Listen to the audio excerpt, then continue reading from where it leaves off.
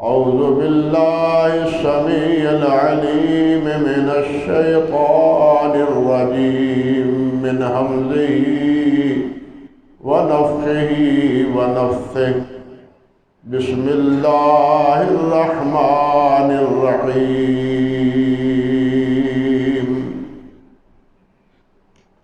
قد كانت لكم أسوة حسنة في إبراهيم والذين معه إذ قالوا لقومهم إنا براء منكم ومما تعبدون من دون الله كفرنا بكم وبدا بيننا وبينكم العداوة والبغضاء أبدا حتى تؤمنوا بالله وحده إلا قول إبراهيم لأبيه لأستغفرن لك وما أملك لكم من الله من شيء ربنا عليك توكلنا وإليك أنبنا وإليك المصير ربنا لا تجعلنا فتنة للذين كفروا واغفر لنا ربنا إنك أنت العزيز الحكيم لقد كان لكم فيهم أسوة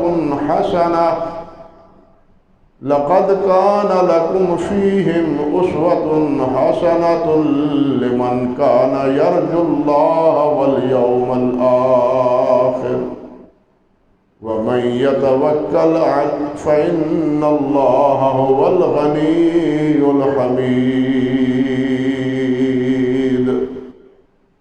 سبحان ربك رب العزة عما يصفون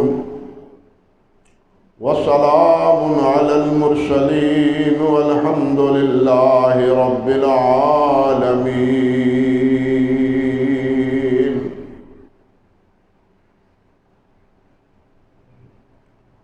محترم و معزز سامعین کرام،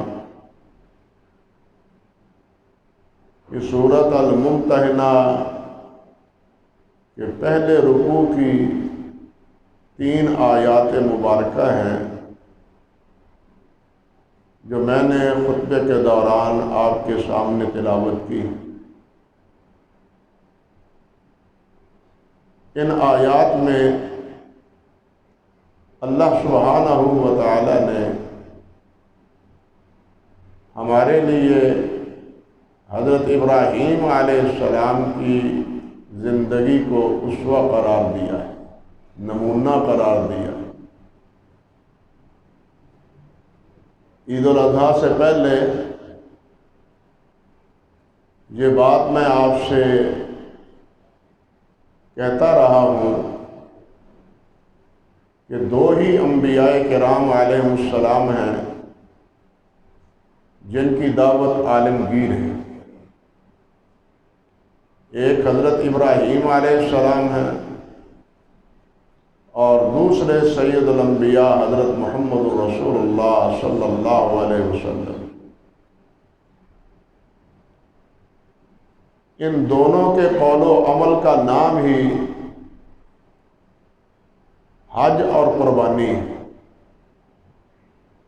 حج کے مسائل ہوں، احکام ہوں، یا قربانی کے احکام و مسائل ہوں، وہ در حقیقت ان دونوں ہی کی پیروی اور تابعداری کا نام ہے۔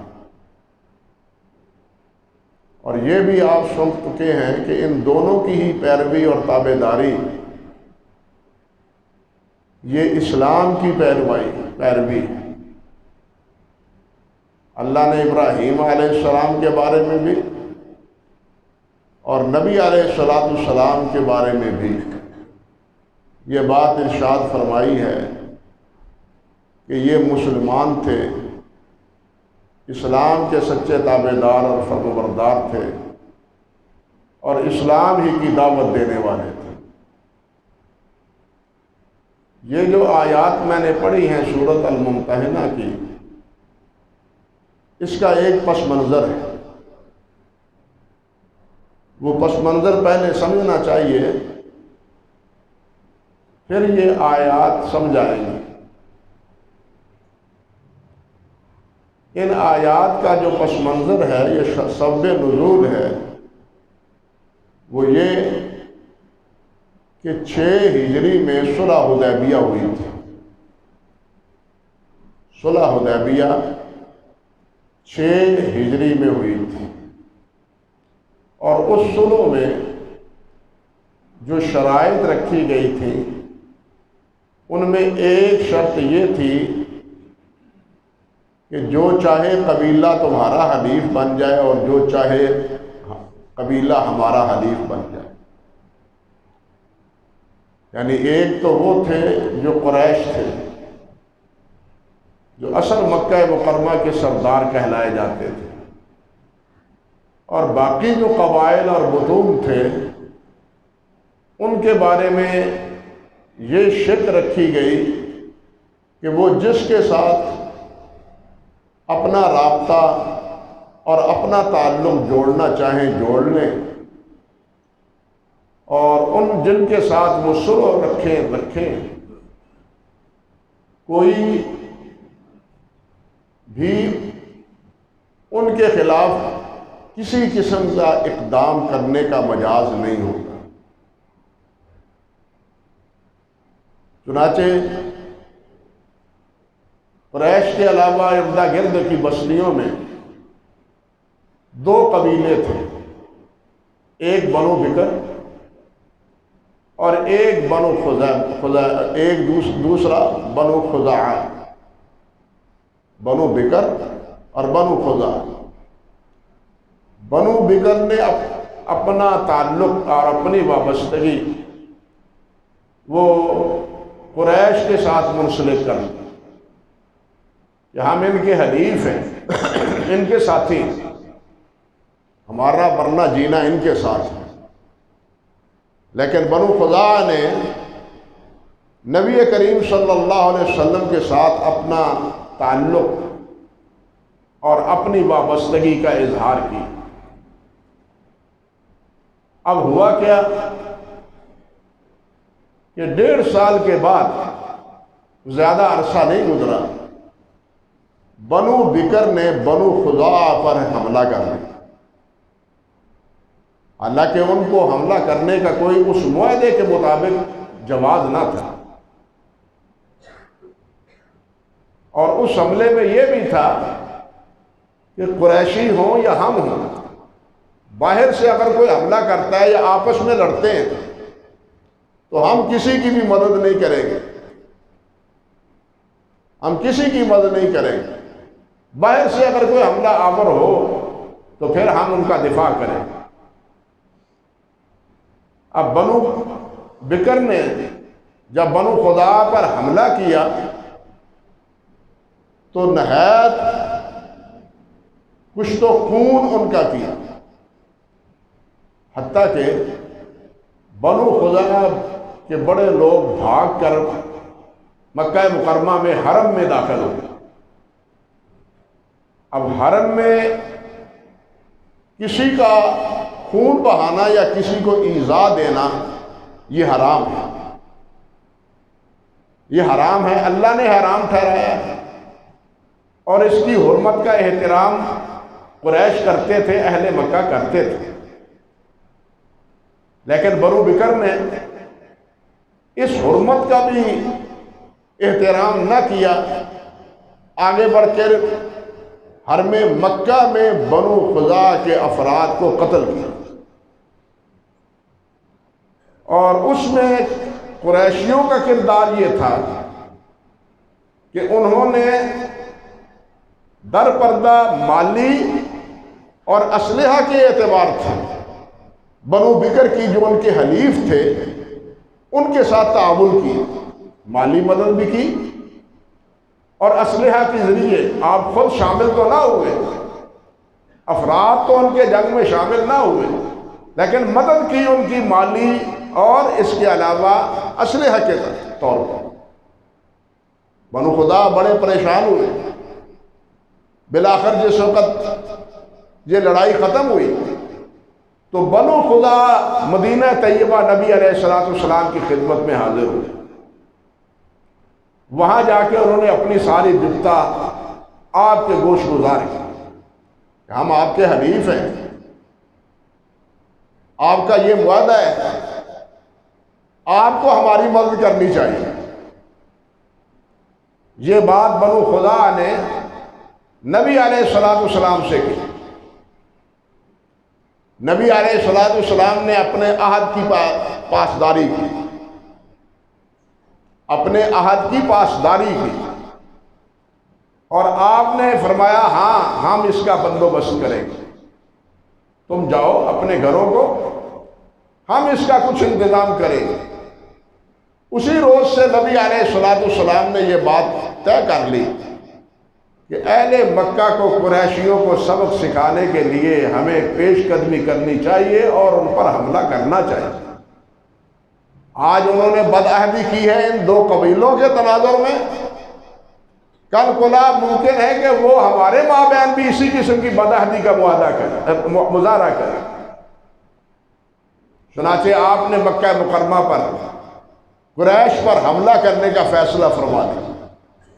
یہاں یہ بات سمجھنے والی ہے کہ نبی علیہ السلام عہد کی پاسداری کتنی کرتے تھے۔ اسی صلح حدیبیہ میں یہ بھی ایک صلح کا پوائنٹ تھا کہ اگر ہمارا قیدی تمہارے پاس چلا جائے تو تم کو واپس کرنا ہوگا، اور اگر ہمارا قیدی کوئی بھاگ کے تمہارے پاس چلا جائے تمہیں واپس کرنا ہوگا۔ ہمارا قیدی تمہارے پاس جائے تمہیں واپس کرنا ہوگا، ہمارا قیدی آئے تو تم اس کے ساتھ ہمدردی نہیں کر سکتے، تم انہیں نہیں روک سکتے۔ صلح کے بعد اسی حالت میں صلح کرنے کے لیے سہیل بن عمر آئے تھے۔ دوسری بار سہیل بن عمر آئے تھے، دوسری بار۔ پہلی بار ایک اور شخص آیا تھا اور وہ بات کنارے نہیں لگی تھی۔ سہیل بن عمر آیا تھا تو نبی علیہ السلام نے فرمایا تھا اب انشاءاللہ اللہ معاملہ آسان فرمائے۔ سہیل بن عمر کا بیٹا مسلمان ہو چکا تھا، اور سہیل نے اپنے بیٹے کو پابند جولان کیا ہوا تھا، بیڑیاں لگائی ہوئی ہیں، ہاتھ باندھے ہوئے ہیں، اور پاؤں پر بھی اس نے کڑے ڈالے ہوئے ہیں تاکہ یہ بھاگ نہ پائے۔ نبی علیہ السلام حدیبیہ کے میدان پر، جو کہ سرزمین مکہ سے، حرم سے نہیں، مکہ مکرمہ سے تقریباً 18-20 میل کی مسافت پر ہے، 18-20 کلومیٹر کہیے، 20 میل نہیں، موجودہ حساب سے اتنی دور تھے۔ یہ بیٹے نے کہا کہ نبی علیہ السلام قریب پہنچے ہوئے ہیں، کیوں نہ میں کسی طریقے سے یہاں سے بھاگوں اور بھاگ کے آپ کی خدمت میں پہنچ جاؤں تاکہ میری اس قید سے جان چھوٹ جائے۔ اب حالت یہ ہے، مورخین نے لکھا ہے کہ سہیل اسی طرح زنجیروں میں بندھا ہوا، زنجیروں کو گھسیڑ کے صلح حدیبیہ کے میدان میں پہنچا ہے۔ نبی علیہ السلام کی خدمت میں پہنچا، حضور میری طرف دیکھیں میرا کیا حال ہے۔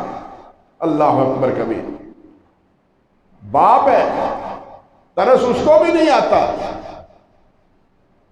لیکن وہ آگے سے مداخلت کرتا ہے۔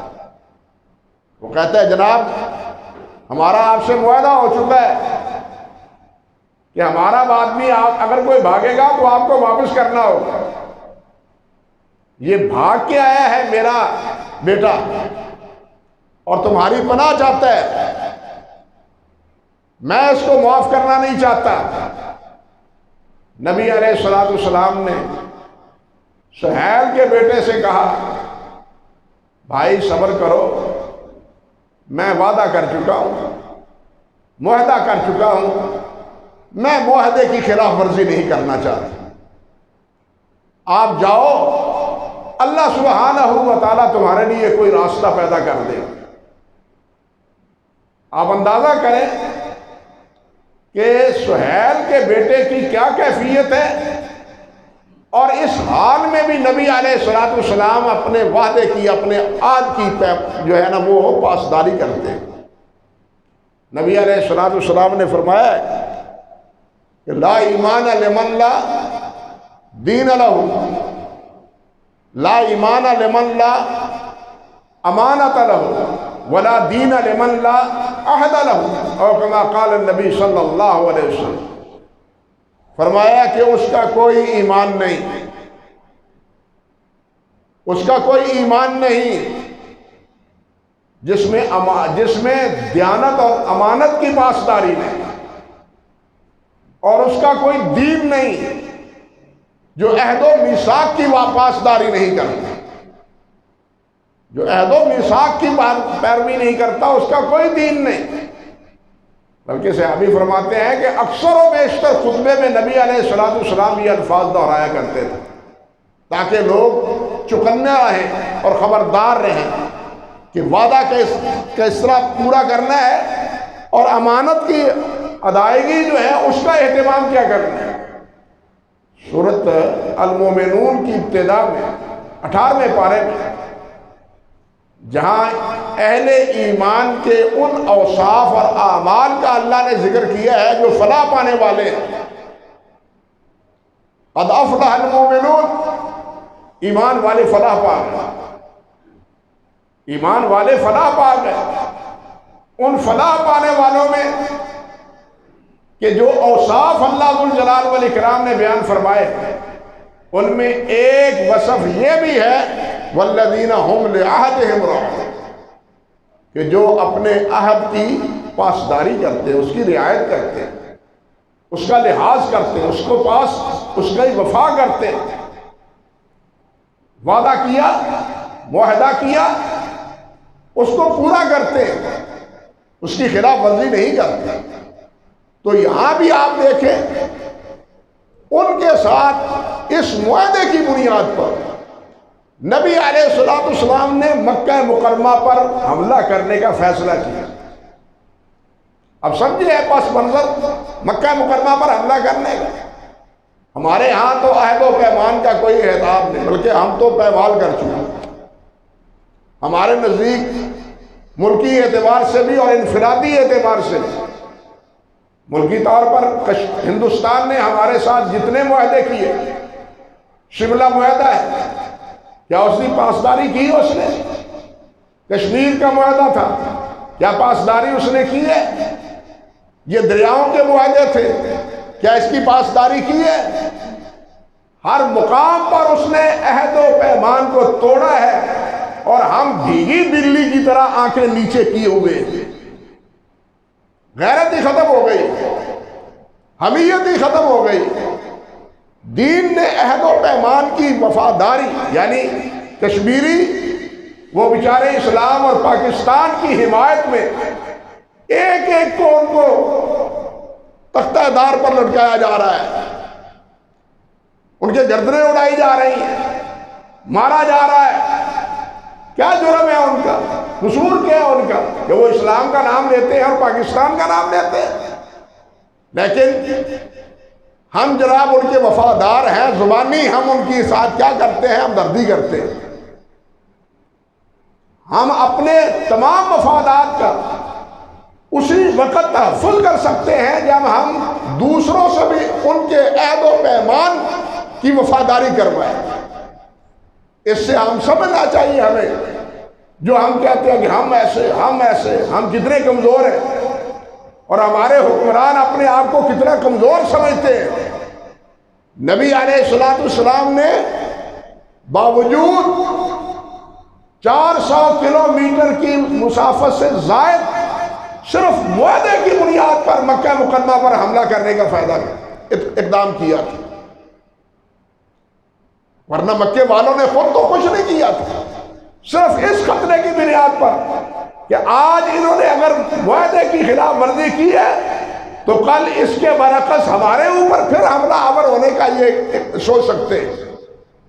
ان کی قوت کو کمزور کرنے کے لیے نبی علیہ السلام نے اس پیش قدمی کو خاموش رکھی، فیصلہ کیا اور صحابہ کرام سے پروگرام بنا کے بالآخر وہ مکہ مکرمہ کی طرف روانہ ہوئے۔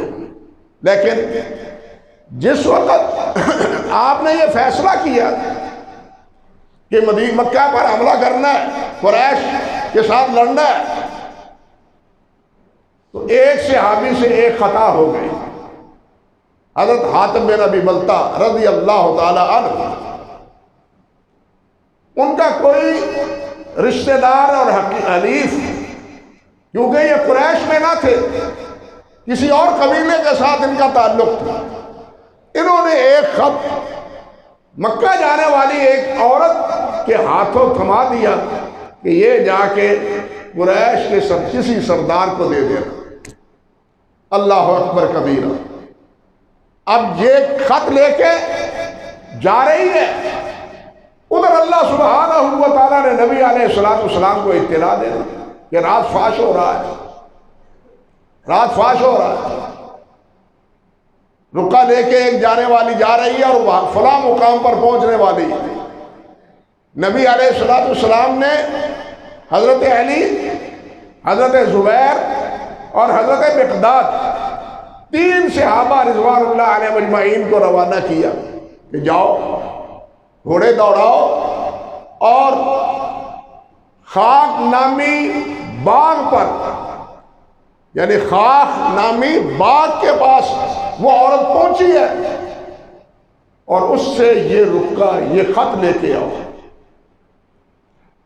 یہ سب تینوں سے آبا جاتے ہیں اور اسی مقام پر، اسی باغ کے قریب عورت پہنچی ہے تو پیچھے سے یہ بھی وہاں پہنچ گئے، کہنے لگے خط لاؤ، جو تمہیں خط دیا گیا ہے، جو تیرے پاس خط ہے وہ ہمیں دو۔ وہ کہنے لگی میرے پاس تو کوئی خط نہیں۔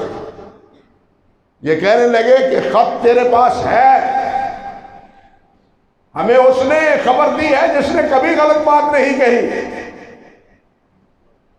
اس نے خبر دی ہے تیرے پاس خط ہے، اور اگر تو نے خط نہ دیا تو تمہیں براہ نہ کر دیں گے، تیرے کپڑے اتار دیں گے، تلاشی پوری لیں گے تاکہ تم سے خط جو ہے نا وہ پائے۔ اللہ اکبر کبیرہ۔ چنانچہ اس نے اپنے بالوں کے پیچھے چوٹی جو بنائی ہوئی تھی وہاں خط کو رکھا ہوا تھا، چوٹی کو کھولا اور وہ خط وہاں سے نکال کے حضرت علی، حضرت زبیر اور حضرت مقداد رضی اللہ تعالی عنہ اجمعین ان کے ہاتھوں پکڑا دیا۔ یہ خط لے کے واپس آئے، خط لے کے واپس آئے، نبی علیہ السلام نے خط پڑھایا، پریشانی ہوئی، حاتم کو بلایا، حاتم یہ کیا؟ حاتم یہ خط کیوں تم نے لکھا؟ یہ کیا؟ ما آدھا یا حاتم؟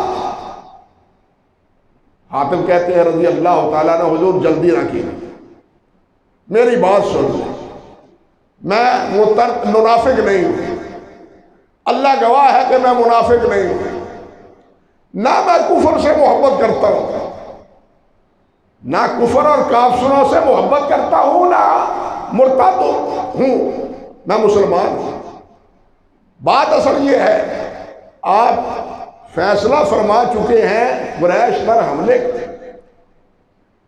یہاں سے جتنے مہاجرین یہاں آئے ہیں وہاں سے ان کے کوئی نہ کوئی رشتہ دار وہاں موجود ہے قریشیوں میں، لیکن میرا تو قریش میں کوئی بھی رشتہ دار نہیں، میرے بال بچے وہاں ہیں، میرا مال وہاں ہے، میں ہی وہاں سے آیا ہوں، انہوں نے اسلام قبول نہیں کیا، مال ان کے پاس ہے، میں تو خالی ہاتھ آیا تھا،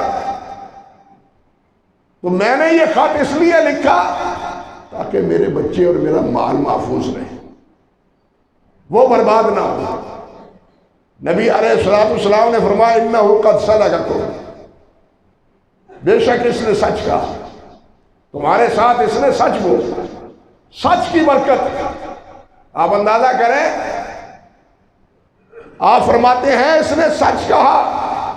بالکل یہ وہی معاملہ اسی طرح بن جاتا ہے جو کعب بن مالک کا تھا رضی اللہ تعالیٰ عنہ، جو غزوہ تبوک میں پیچھے رہ جانے والوں میں سے تھے، اور انہوں نے بھی سچ کہا تھا، اور اللہ ذو الجلال والاکرام نے اس کی سچائی کی تصدیق کی تھی، بلکہ حکم دیا تھا یا ایھا الذین آمنوا کونوا مع الصادقین، یا ایھا الذین آمنوا اتقوا اللہ وکونوا مع الصادقین، کہ ایمان والو اللہ سے ڈرو اور سچوں کا ساتھ دو۔ حضرت کعب کی سچائی کی اللہ ذو الجلال نے تعریف کی تھی، گویا یہاں بھی نبی علیہ السلام نے حضرت حاتم کی سچائی کی تصدیق کی۔ مگر آپ جانتے ہیں حضرت عمر فاروق، ان کا خون بڑا گرم، وہ عرض کرتے ہیں حضور مجھے اجازت دینا اس منافق کا سر جو ہے نا وہ قلم کر، اس نے یہ جسارت کی کیوں؟ نبی علیہ السلام نے فرمایا عمر تمہیں معلوم نہیں کہ یہ حاتم بدری صحابہ کا ساتھی ہے، یہ ان میں سے ہے جو بدر میں شریک ہوئے تھے، جہاد کیا تھا، اور اللہ ذو الجلال والاکرام نے فرمایا ہے بدریوں کو کہ اعملوا ما شئتم قد غفرت لکم، تم جاؤ جو چاہو عمل کرو میں نے تمہیں معاف کر دیا۔ یعنی ان کے بعد کے گناہوں کی معافی اللہ ذو الجلال نے ان کے گناہ کسی غلطی کے ارتکاب سے پہلے ہی معاف فرما دی۔ کتنی مہربانی ہے اصحاب بدر رضوان اللہ علیہم اجمعین۔ یہ پس منظر ہے ان آیات کے نازل ہونے کا، بلکہ اس سورت کے نازل ہونے کا۔ چنانچہ اس سورت کی ابتدا ہی یہاں سے ہوتی ہے، یا ایھا الذین آمنوا لا تتخذوا عدوی وعدوکم اولیاء، اے ایمان والو جو میرے دشمن ہیں اور تمہارے دشمن ہیں ان کو اپنا دوست نہ بناؤ۔ جو میرے اور تمہارے دوست ہیں ان کو اپنا دوست نہ بناؤ۔ تلقون الیہم بالمودہ، تم ان کی طرف محبت کا ہاتھ بڑھاتے ہو۔ وقد کفروا بما جاءکم من الحق، حالانکہ جو حق ان کے پاس آیا ہے ان کی وہ تکذیب کر چکے ہیں، انکار کر چکے۔ یخرجون الرسول وإیاکم ان تؤمنوا باللہ ربکم، اور انہوں نے کیا کیا ہے؟ انہوں نے شہر سے، اپنے شہر سے جہاں محمد رسول اللہ رہتے تھے ان کو بھی نکالا، اور تم کو بھی وہاں سے نکالا ہے۔ تمہارے گھروں سے رسول اللہ کو بھی نکالا اور تم کو بھی نکالا۔ فرمایا ان کنتم خرجتم جہادا فی سبیلی وابتغاء مرضاتی تسرون الیہم بالمودہ وانا اعلم ما اخفیتم وما اعلنتم۔ اللہ نے فرمایا جو تم ظاہر کرتے ہو یا جو چھپاتے ہو میں خوب جانتا ہوں، تمہارے دلوں میں کیا ہے اور تمہارے ظاہر میں کیا ہے میں جانتا ہوں۔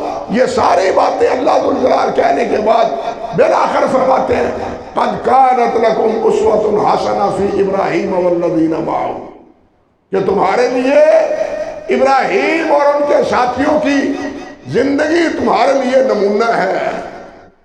دو ہی انبیاء ہیں جن کی زندگی کو اللہ نے نمونہ بنایا ہے، ایک حضرت ابراہیم علیہ السلام ہے اور دوسرے حضرت محمد رسول اللہ صلی اللہ علیہ وسلم۔ یہاں ابراہیم علیہ السلام کے بارے میں ذکر ہے، دوسرے مقام پہ نبی علیہ السلام کے بارے میں ارشاد فرمایا لقد کان لکم فی رسول اللہ اسوۃ حسنہ، کہ تمہارے لیے رسول اللہ کی زندگی میں بہترین نمونہ ہے۔ یہ دو ہی انبیاء ہیں جن کی زندگی کو بطور اسوہ کے، نمونہ کے قرآن مجید میں اللہ ذو الجلال والاکرام نے ذکر کی ہے۔ اور یہاں وہ ہے کیا؟ اذ قالوا لقومہم، جب انہوں نے اپنی قوم سے کہا انا براء منکم، ہم تم سے بری ذمہ، ناتا ختم، تعلق ختم، میل جول ختم، ہمارا تمہارے ساتھ کوئی ناتا نہیں، کوئی پیار نہیں۔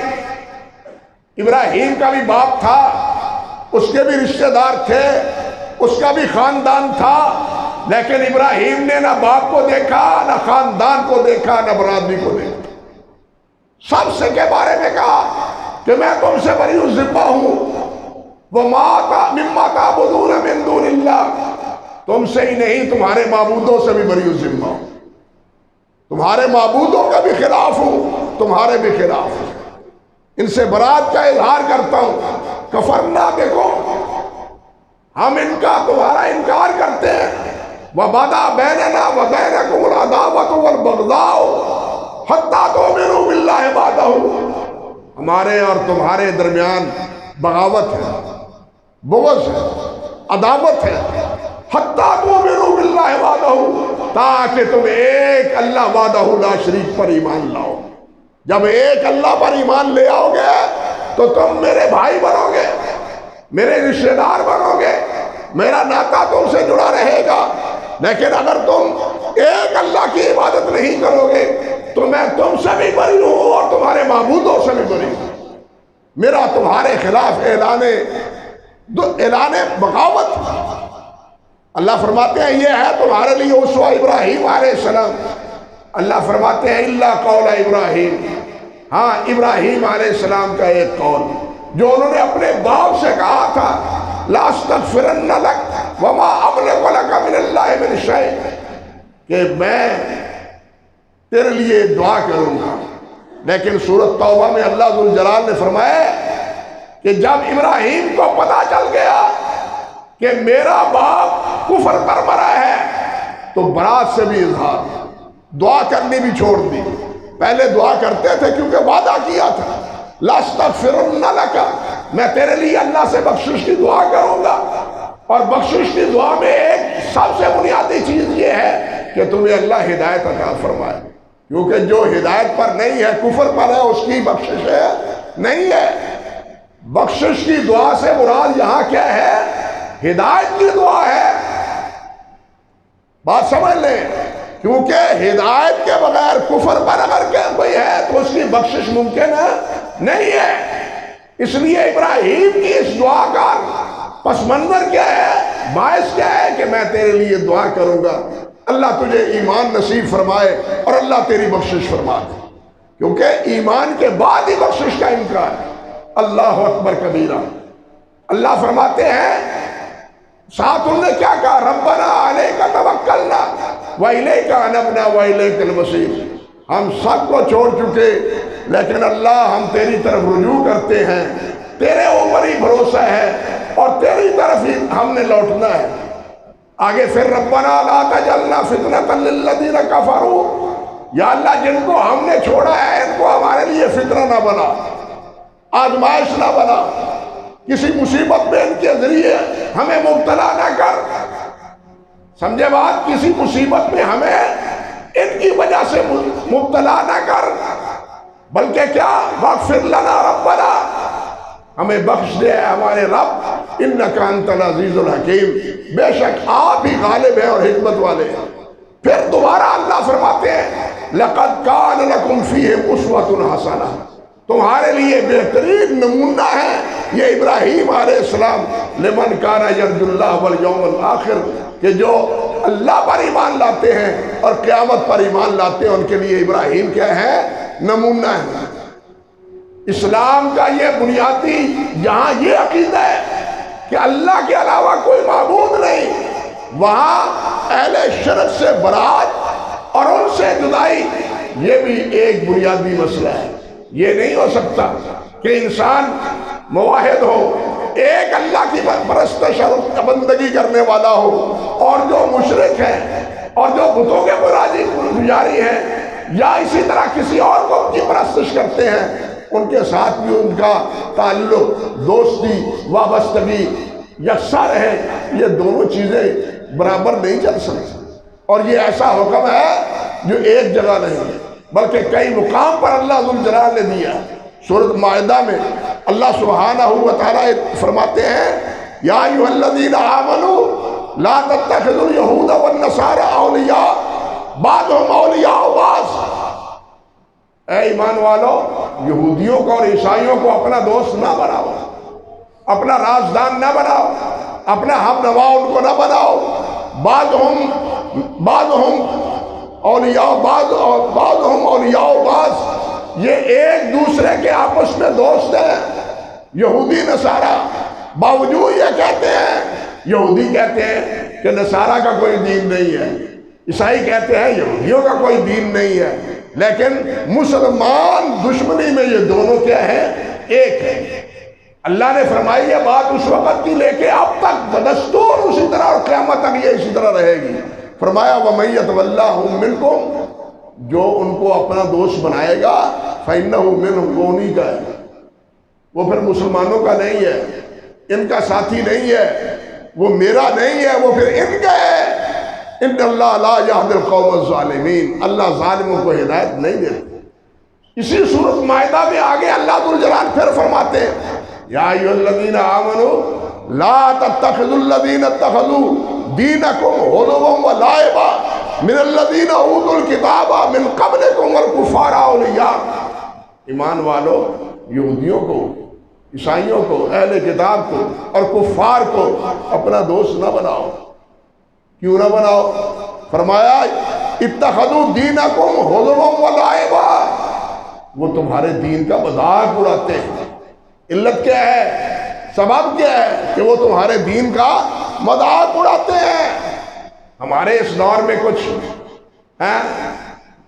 تجدد پسند ایسے بھی ہیں جو کہتے ہیں یہ آیتیں اس دور کے یہودیوں کے لیے تھی، عیسائیوں کے لیے تھی، آج کے دور میں ان کے ساتھ موالات چاہیے، ملنا چاہیے، دشمنی نہیں رکھنی چاہیے، عداوت نہیں رکھنی چاہیے۔ آج کے حالات اور ہیں، اس دور کے حالات اور تھے۔ یہ محض تجدد بلکہ تحریف ہے، تجدد ہی نہیں تحریف ہے۔ اللہ ذو الجلال نے جو فرمایا الذین اتخذوا دینکم ہزوا ولعبا، ان کا جرم یہ ہے کہ یہ تمہارے دین اسلام کا مذاق اڑاتے ہیں۔ مجھے آپ بتلائیں کہ آج یہود و نصارہ اور یہ کفار دین کا مذاق اڑاتے ہیں یا نہیں اڑاتے؟ حرمین کے بارے میں غلط نظریات رکھتے ہیں یا نہیں رکھتے؟ نبی علیہ السلام کا استہزاء کرتے ہیں یا نہیں کرتے؟ قرآن مجید کو غلاظت میں اور اس قرآن مجید کو آگ میں ڈال کے اپنی ناپاک جسارتوں کا اظہار کرتے ہیں یا نہیں کرتے؟ عمل وہی ہے، جب عمل وہی ہے تو پھر نتیجہ بھی وہی ہونا چاہیے۔ یہ نہیں کہ وہ عمل وہی کرے اور ہم ان کے ساتھ ان کے قدموں میں پڑھتے چلے جائیں، بلکہ اللہ ذو الجلال والاکرام نے سورۃ الانفال میں ایک عجیب بات ارشاد فرمائی ہے۔ اللہ فرماتے ہیں والذین کفروا بعضهم اولیاء بعض، جو کافر ہیں وہ یہ آپس کے دوست ہیں، یہ آپس کے دوست ہیں، جس طرح ہم کہتے ہیں الکفر ملۃ واحدہ، یہ سارے کافر ایک ہیں، وہ یہودی ہوں، عیسائی ہوں، وہ ہندو ہوں، کوئی بھی ہو، سب ایک ہیں۔ فرمایا الا تفعلوا، اگر تم ان کو اب ایسا نہیں سمجھو گے تو تکن فتنۃ فی الارض وفساد کبیر، تو زمین میں بہت بڑا فتنہ اور زمین میں بہت بڑا فساد رونما ہوگا۔ اللہ فرماتے ہیں اگر ان کے ساتھ دوستی موالات رکھو گے تو پھر دنیا میں کیا ہوگا؟ فساد ہوگا، تم فتنوں میں مبتلا ہوں گے۔ بتلائیے یہ فکر رکھ کے کیا اس وقت مسلمان اور عالم اسلام اللہ کے عذاب میں اور فتنے میں مبتلا نہیں ہے؟ ان کے ساتھ موالات اور ان کے ساتھ دوستی، ان کے ساتھ محبت، ان کے تمام جرائم پر پردہ پوشی ڈال کے ان کو ہی عظمت کو تسلیم کرنا، بتلائیے یہ کتنی بڑی حماقت ہے قرآن مجید کی ان آیات کے تناظر میں۔ اللہ ذو الجلال والاکرام نے ان آیات میں ابراہیم علیہ السلام کو اسی لیے اسوہ قرار دیا ہے کہ یہ تمہارے ابا تھے، جد امجد تھے تمام انبیاء کرام علیہ السلام کے، ان کا طریقہ ہی دیکھ لو، وہ تن تنہا تھے، یا لے دے کے کیا تھی، ان کی بیوی تھی، ان کا بھتیجا تھا، وہ سب سے کٹ گئے، ہر ایک سے کٹنا انہوں نے گوارا کیا، لیکن کفار کے ساتھ اپنے موالات کو انہوں نے قائم اور برقرار نہیں رکھا۔ اس پس منظر میں اللہ سبحانہ و تعالیٰ نے یہ آیت نازل فرمائی ہے۔ اس پس منظر کو سمجھتے ہوئے ہمیں بھی سمجھنا چاہیے کہ ہمارا طرز عمل کیا ہونا چاہیے، مسلمانوں کا ایز اے ملت طرز عمل کفار کے بارے میں کیا ہونا چاہیے، ان سے محبت، مودت، پیار، ان سے تجارت، ان سے نیک امیدوں کی وابستگی، حاشا وکلا۔ آج ہندوستان نے ہم سے کیا نہیں کیا؟ کیا پانی ہمارا بند کیا یا نہیں کیا؟ مسلمانوں کو بے دریغ قتل کیا ہے یا نہیں کیا؟ نبی علیہ السلام کے بارے میں توہین آمیز کلمات کہے ہیں یا نہیں کہے؟ حرمین کے بارے میں انہوں نے اپنے بدباطنی کا اظہار کیا ہے یا نہیں کیا؟ لیکن اس کے باوجود ہم ان کے نیچے لگے ہوئے ہیں، حالانکہ انہوں نے تمام معاہدوں کے خلاف ورزی کی ہے۔ میں نے عرض کیا کہ نبی علیہ السلام ایک معاہدے کی بنیاد پر قریشیوں کو سبق سکھانے کے لیے مدینہ طیبہ سے مکہ مکرمہ روانہ ہوئے تھے۔ انہوں نے تو کئی معاہدے کی خلاف ورزی کی ہے، لیکن ہماری یہ کمزوری ہے جس کو ہم کہتے ہیں جی ہم بڑے شاذور ہیں، ہمارے پاس یہ ہے، ہمارے پاس یہ ہے۔ اس سے سمجھنا چاہیے کہ ہم بھی کی قوت کی پوزیشن کیا ہے۔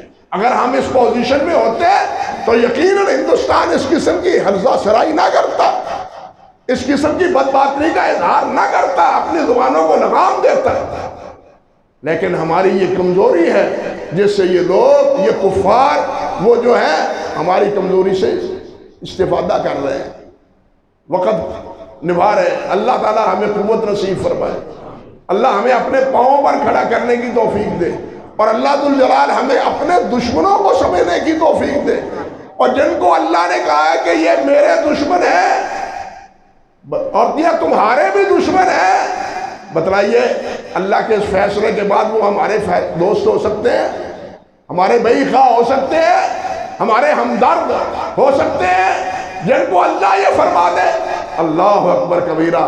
لیکن اللہ ذوالجلال کی یہ باتیں اسی طرح سمجھ نہیں آتی جس طرح ہمارے حکمرانوں کو سود کی حرمت کی آیات جو ہے نا وہ سمجھ نہیں آتی، جس طرح وہ سمجھ نہیں آتی۔ اللہ سبحانہ و تعالیٰ ان کو عقل کے ناخن دے، سمجھ عطا فرمائے، اور اللہ اور اللہ کے رسول کی طرف ہمیں سب کو پلٹنے کی توفیق بخشے۔ وآخر دعوانا ان الحمدللہ رب العالمین۔